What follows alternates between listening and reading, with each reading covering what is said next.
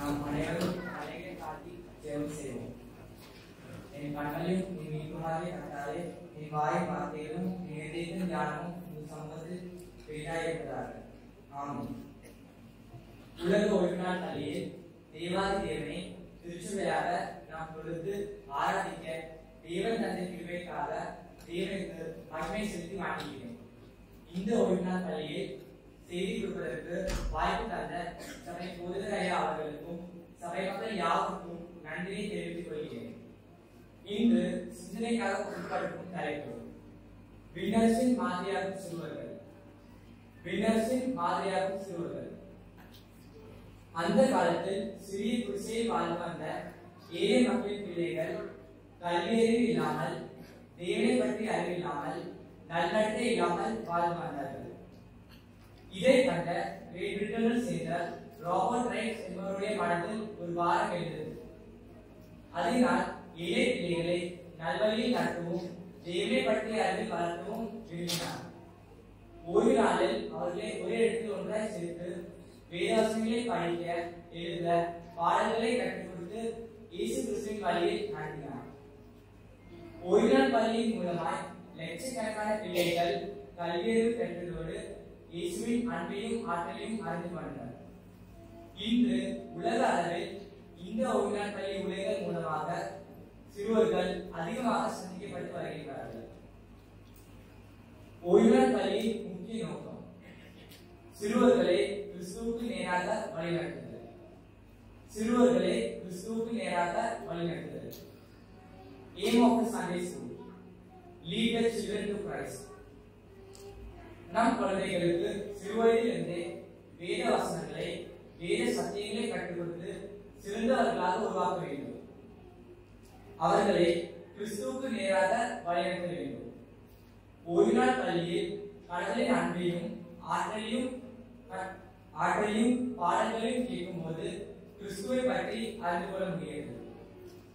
தேவன் தமது சட்டத்தை வழிநடத்துவதற்கு யோசேப்பு, சாமுவேல், மோசே, ஓசியா, தீமோத்தேயு போன்றவர்களின் வாழ்க்கையில் சிறுவயது முதலே அவர்களுக்கு பக்குவமாக பயிற்சி கொடுத்து வந்திருக்கிறார் என்பதை வேதத்திலிருந்து அறிந்து கொள்ள முடியாது. இன்றைய சிறுவர்கள் வருங்காலத்தில் நமது திருச்சுவையில் மட்டுமல்ல, தேசிய அளவிலும் பெரிய காரியங்களை செயல்படுத்துவார்கள்.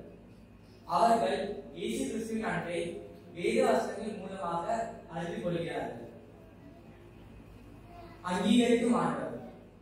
நமது ஆண்டவர் சிறுவர்களை அங்கீகரிக்கும் ஆண்டவர். பெரியவர்கள் மத்தியிலும் திரளான கூட்டத்தின் மத்தியிலும் அற்பமானவர்களாக சிறுவர்களை அற்பமானவர்களாக எண்ணப்பட்ட அந்த காலத்தில் நமது ஆண்டவராகிய இயேசு கிறிஸ்து சிறுவர்களை மிகவும் உயர்வாக கருதுகிறார். சிறு பிள்ளைகளை தன்னிடத்தில் வருவதை கண்டவரிடம் மத்தேயு 19:14 வசனத்தில் இயேசுவோ சிறு பிள்ளைகள் என்னிடத்தில் வருவதற்கு இடம் கொடுங்கள், அவைகளை தயப்படாதீர்கள், பரலோக ராஜ்யம் அப்படிப்பட்டவர்களுடையது என்று கூறினார். ஆகவே குழந்தைகள் மட்டுமே இறையாட்சிக்கு உட்பட முடியும் என்றார். எனவேதான் விண்ணரசின் மாதிரியாகும் சிறுவர்களை அங்கீகரிப்பது அவசியமாகும். நாம் வாசிக்க கேட்ட மத்தேயு 15ஆம் அதிகாரம் வசனங்கள் 1 முதல் 3 வரை கேட்கும் போது, ஒருமுறை சீடர்கள் இயேசுவிடம் வந்து பரலோக ராஜ்யத்தில் எவன் பெரியவனாய் இருப்பான் என்று கேட்டார்கள். அதற்கு இயேசு தம்மிடத்தில் ஒரு பிள்ளையை அழைத்து அவர்கள் நடுவே நிறுத்தி, நீங்கள் மனம் திரும்பி இப்பிள்ளையை போல ஆகாவிட்டால் பரலோக ராஜ்யத்தை பிரவேசிக்க மாட்டீர்கள் என்று மெய்யாகவே உங்களுக்கு சொல்கிறேன் என்று சொன்னார். 1 சாமுவேல் 3ஆம் அதிகாரம் 1ஆம் வசனத்தில் சாமுவேல் என்னும் சிறுவன் ஆலயத்தில் வளர்ந்து மேன்மை பெற்றார் என்பதை காண்கிறோம். கர்த்தர் தமது சித்தத்தை நிறைவேற்ற சிறுவயதிலிருந்தே சாமுவேலை வழிநடத்தினார் மற்றும் எல்லா நிலையிலும் அவனை பாதுகாத்து நடத்தினார். அதுபோல லூக்கா 2ஆம் அதிகாரம் 46-47 வசனங்களில் இயேசு கிறிஸ்துவும் சிறுவராக இருந்தபோது ஆலயத்திற்கு சென்று போதகர்களுக்கு மேன்மையானார் என்பதை காண முடிகிறது. எனவே விண்ணரசின் மாதிரியாகவும் நம் பிள்ளைகளும் ஆலயத்திற்கு சென்று இதே அளவில் வளர்க்கப்பட வேண்டும். நாம் அவர்களை அங்கீகரிக்க வேண்டும். ஆசீர்வதிக்கும் ஆண்டவர்.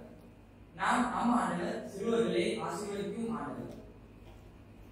யூத சமூகத்தில் சிறுவரை ஒருபோதும் மதிக்க மாட்டார்கள். ஆனால் இயேசு கிறிஸ்துவின் கை தங்கள் பிள்ளைகள் மீது பட வேண்டும் என்றும் சிறுவர்களை ஆன்மீக உருவாக்கத்தில் வளர்க்கப்பட வேண்டும் என்ற எதிர்பார்ப்பு பெற்றோர்களிடம் இருந்தது. சீடர்கள் யூத நம்பிக்கையை இருந்ததினால் சிறுவர்களுக்கு இடம் தர மறுத்தார்கள். ஆனால் மார்க் 10வது அதிகாரம் 15-16 வசனங்களில் இயேசுவோ எவனாகிலும் சிறு பிள்ளையை போல தேவனுடைய ராஜ்யத்தை ஏற்றுக்கொள்ளாவிட்டால் அவன் அதில் பிரவேசிப்பதில்லை என்று மெய்யாகவே உங்களுக்கு சொல்கிறேன் என்று சொல்லி அவர்களை அழைத்துக் கொண்டு அவர்கள் மேல் கையை வைத்து அவர்களை ஆசீர்வதித்தார் என்பதை காண முடிகிறது. குடும்பம் என்பது பழக்கொண்டு, குழந்தைகள் தளர்வு, திருச்சிலையின் தீபங்கள், இல்லத்தின் ஒளிவிடுதல், பெற்றோருக்கு மகிழ்ச்சி தரக்கூடியவர்கள், கடவுளுக்குரிய குணங்களை தன்னிடம் கொண்டவர்கள்.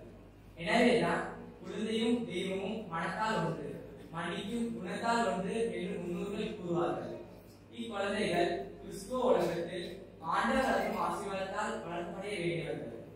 இது திருமுறை நமக்கு கற்றுத்தரும் உண்மை.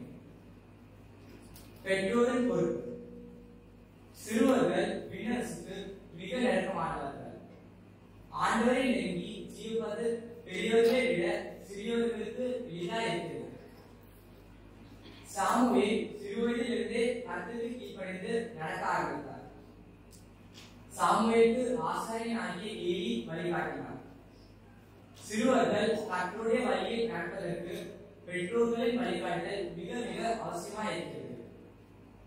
தீமோத்தேயு அவனுடைய பாட்டி மற்றும் தாயாரின் வழிகாட்டுதலின்படி சிறுவயதிலிருந்தே திருமறை வார்த்தைகளை கற்றுக்கொண்டார், மனதில் பதித்துக் கொண்டார். கர்த்தருடைய வேத வார்த்தைகளை அவனுடைய இதயத்தில் காக்கும்படியால் அவன் உண்மையான விசுவாசி வாழ்க்கை வாழ்ந்தார். அநேகரை விண்ணரசுக்கு நேராக அவரோடு சேர்ந்து வழிகாட்டினார். எல்லா நிலைகளிலும் கர்த்தருக்கு பிரியமாய் சாட்சியாய் சிறந்த ஊழியக்காரனாக விளங்கினார். மாடல் விசுவாசியாய் வாழ்ந்தார். விண்ணரசுக்கு அநேகரை ஆயத்தப்படுத்தினார். எனவேதான் சிறுவர்கள் கர்த்தருடைய வழியை நடப்பதற்கு பெற்றோர்களின் வழிகாட்டுதல் மிக மிக அவசியமாக இருக்கிறது.